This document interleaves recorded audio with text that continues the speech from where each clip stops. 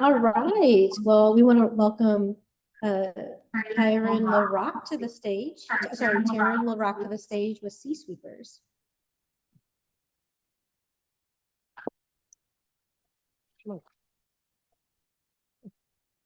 Hello, everyone.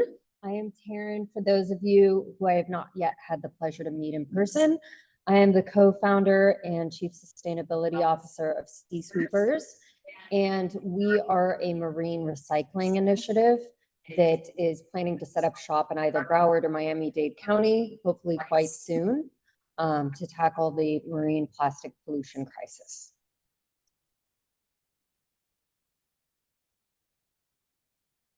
I'm doing this properly.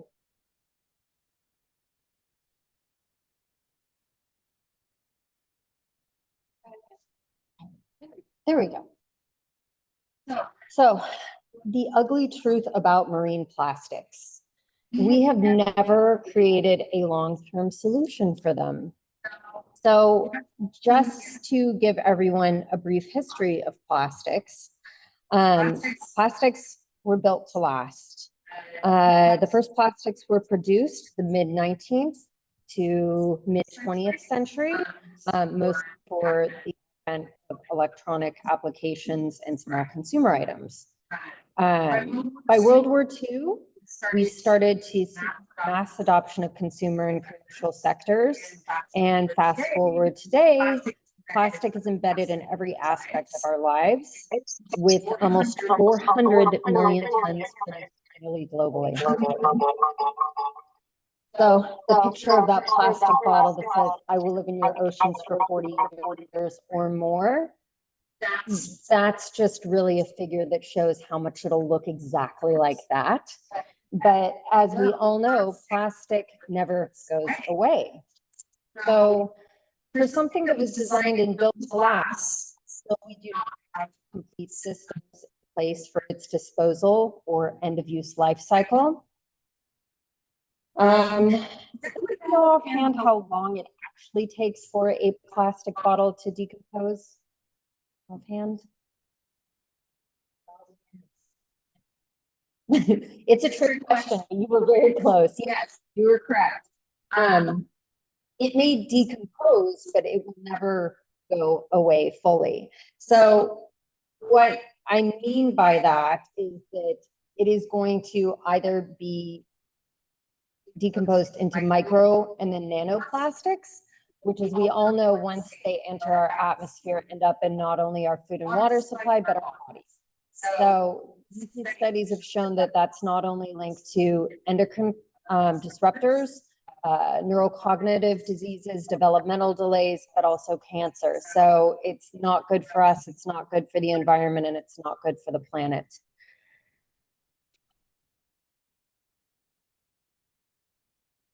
So where do plastics actually go? The majority of marine plastics are sent to incineration, actually. And just to give everyone a visual, approximately 12 million tons of plastics end up in our oceans globally. And that happens from commercial ships, waterways, coastlines, illegal dumping. So you name it, they can end up in our waters. And the plastics that end up in our oceans annually, that is equivalent to 53,000 Eiffel Towers. So, and I know that's difficult to imagine when we're looking at nets and plastic caps and plastic water bottles, but that's the actual figure. So once these plastics enter the open ocean, they break down into micro and nanoplastics. And globally, that is, from what I've seen, a very generous number, the 9% being recycled. Incineration is 12%, and landfill or environmental aspects compromises the 79%. So the vast majority of our plastics globally end up in landfill, sadly. So you ask, why is that? We currently have a system that's full of holes. We create new plastic, it goes through the manufacturing process, it's shipped and transported globally, goes into the marketplace with product use. it may or may not, as we've seen from the previous slide, make it to get recycled. Then we end up with a growing mountain of plastic waste. But why does this happen? Especially those of us who are listening virtually are all doing our job and washing things that we do end up using in kind of a recycling bin, trusting that it will end up getting recycled if it looks like the items that our municipalities actually take. And the reality is that our current infrastructure is not built to deal with most plastics. And so again, this proposes a huge problem with the landfills because our plastics end up in aquifer soils and human and non-human animal bodies. So what about marine plastics? Our inability to properly dispose of and reuse what we already have created is greatly due to a systemic problem. And this extends to marine plastics as well, that are especially difficult to recycle. And for those of you who have done a beach cleanup, you'll know what I'm talking about. So you pick the trash up off the sand. It's in different states of degradation and decomposition. It has sargassum, it has seaweed, sometimes other trash or even mollusks attached to it. So it's just very difficult to deal with in a system that's only globally capable of handling about 9% of what we actually recycle on land. So it's very much a systemic problem. And it's not a waste management problem. It's a problem of the fact that the correct infrastructure from our perspective has not been built. So sadly, when we do beach cleanups, a lot of the time that what we set on the curb, in good faith, having worked hard all day, does go directly to waste management. And it ends up, as we've seen, likely in landfill. That goes for a lot of traps, rope, sorted plastics that come out of the ocean, because traditionally recycling facilities just don't have the capacity to clean and deal with these plastics.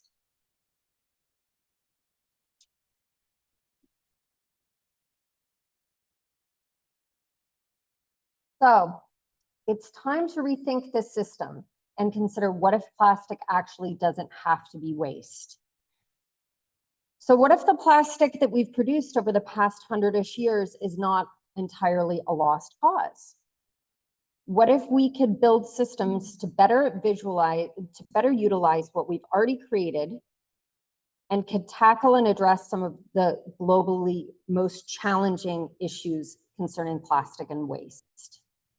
And this is something that I'm sure is near and dear to everyone's heart here, but we strongly believe that we have to do more with what we have. And so that would support an overburdened and incomplete system that we currently have as well. So this leads to the next slide, which is going to pose the question, well, what about all the recycled products I see on the shelf? What if I buy a t-shirt that's made from recycled plastic bottles, or I purchase a bottle that's made from recycled plastic bottles, or a toothbrush from recycled yogurt cups? So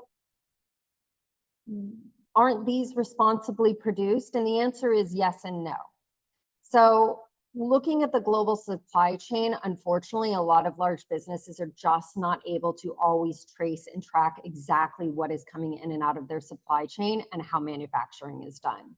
So we're left with a bewildered, frustrated, and confused public that is saying, well, I heard it was 100% recycled, eco-friendly, made from recycled plastic and sustainable, which creates vast distrust, which is very unfortunate. So there are not many mandates in place, specifically in the United States, for using this kind of language, and is that unfortunately been used by not only very well-intended larger companies, but also those who are using it as a sales or marketing ploy. So it's not always malicious intent. However, it is something that needs to be addressed. So what if we could mitigate all the greenwashing by tracing and tracking the entire ecosystem and life cycle of plastics? This would not only create trust, transparency, and appropriate disposal and recycling and the reuse of plastics, which we already have, rather than having to produce hundreds of millions of tons globally in an already broken system that cannot properly address it.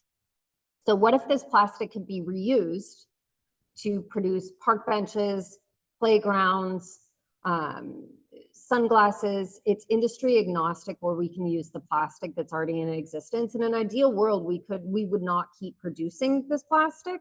However, until technologies are used wide scale that address what we have and become available, we're left with a solution where we have to build better recycling facilities.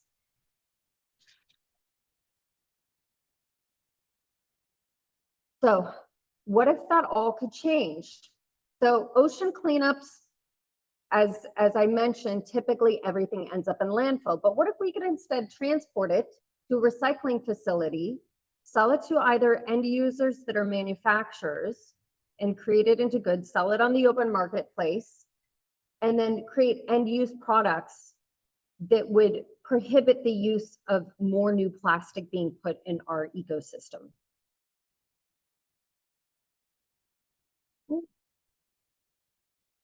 Frozen. Thank you. So as we have touched upon, marine plastic recycling is a complex issue due to the unpredictability of the quality, quantity, and consistency of these plastics. So in order to successfully address this global issue, we will need solutions built specifically to address its nuanced needs. One that implements AI to support sorting, cleaning, and also materials reclamation, and leveraging the technology that's already in place. So we imagine an ecosystem that is recycling reinvented. And a lot of those who do not have the best interest of the planet and people and other beings on the planet are leveraging all of this technology. So it is my personal belief and our stance that AI, blockchain, high-tech logistics, and product design has to be implemented to do things that are right for the planet. So we want to use AI detection, blockchain transparency, create a robust infrastructure to deal with marine plastic pollution, and create a market strategy where we can be competitive with virgin plastic products and actually show that something is really sustainable. We could say, Clean Beach, Miami went and cleaned up 3,000 pounds from Key Biscayne, and we are using that to make sunglasses that are now sold. We are using that to make recycled plastic cups that are not now sold instead of creating plastic, new plastic for these products. But this takes a community of people who will support rebuilding a system that is more supportive of life on our planet. So we are currently building tech that works for the planet. And again, whether we not like this or not, technological advances here are here to stay. And it is the responsibility of those of us who care for people, the planet, and all of its inhabitants to use them for good and to leverage them to create innovative solutions. So we can address via blockchain, AI, and e-commerce. Higher environment, and these things are normally related to a blockchain having higher environmental costs, not being carbon efficient, but we can also utilize energy efficient blockchain and networks that have no mining or excessive carbon footprints. So we also can utilize AI that run on lightweight models that can easily operate on our phones or edge devices. And these technologies are becoming more readily available for us to use. So we feel that this technology used for good, responsibly and ethically can promote the healing of our planet. And we hope to build the future of ocean recovery by leveraging this technology.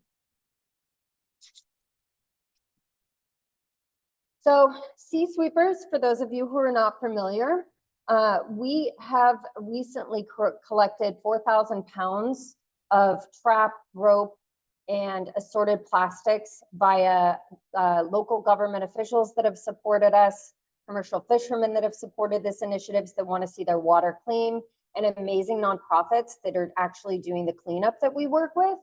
And a lot of that is assorted plastics that come out of beach cleanups. It's net, trap, rope. And so we've pulled that out of Bahamian, Miami water, Key Biscayne, and Key West.